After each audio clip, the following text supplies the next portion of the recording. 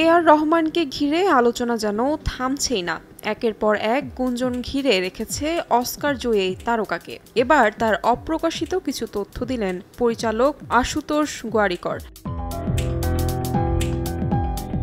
দীর্ঘ ক্যারিয়ারে এ আর রহমান ও আশুতোষ একত্রে বহু সুপারস্টার কাজ উপহার দিয়েছেন। শুরুটা হয়েছিল ২০০১ সালে লাগান সিনেমার মাধ্যমে। আশুতোষের ৩টি সিনেমা ছাড়া প্রায় সব কটিতেই কাজ করেছেন এ আর রহমান।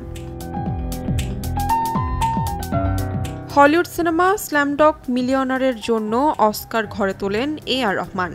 কিন্তু এই সিনেমায় কাজ করা মোটেও সহজ ছিল না। পরিচিত অনেকেই তাকে কাজটি না করার পরামর্শ দিয়েছেন, কারণ পরিচালক ড্যানি ছিলেন বেশ জটিল মানুষ।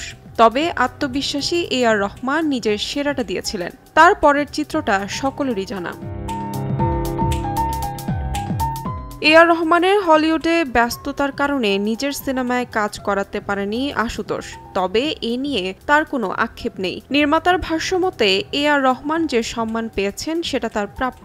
প্রায় তাকে বলি, আপনি যে অস্কার জিতেছেন সেটার জন্য আমাকে ধন্যবাদ দেওয়া উচিত, কারণ সে সময় আমি আপনাকে হলিউডে কাজ করতে দিয়েছিলাম। তাহমিনা তন্নি, সময় সংবাদ।